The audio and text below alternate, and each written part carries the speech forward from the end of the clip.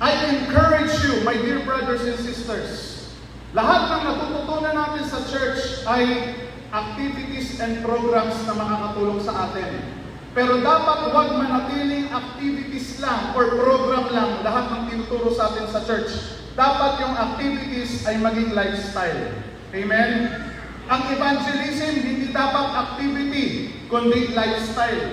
Ano ang ibig sabihin pag activity lang or programa lang?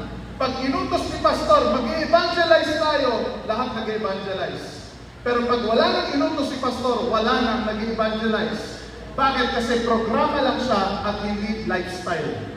Hello? Pero, kung tinuturing natin na yung mga ginagawa natin sa church ay lifestyle, may inutos man si pastor o wala, mag-share ka pa rin ng Word of God. Amen? Hallelujah!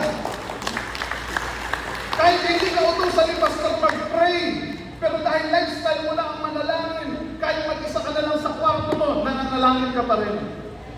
Kasi hindi na programa sa'yo yung prayer, lifestyle mo na siya. Hindi na programa yung worship sa'yo.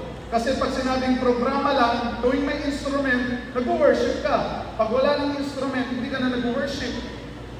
Pero tandaan po natin, mga kapatid, dapat lahat ng natututunan natin sa church, purihin ng Diyos, nakakatulong sila, pero dapat maging lifestyle natin sila.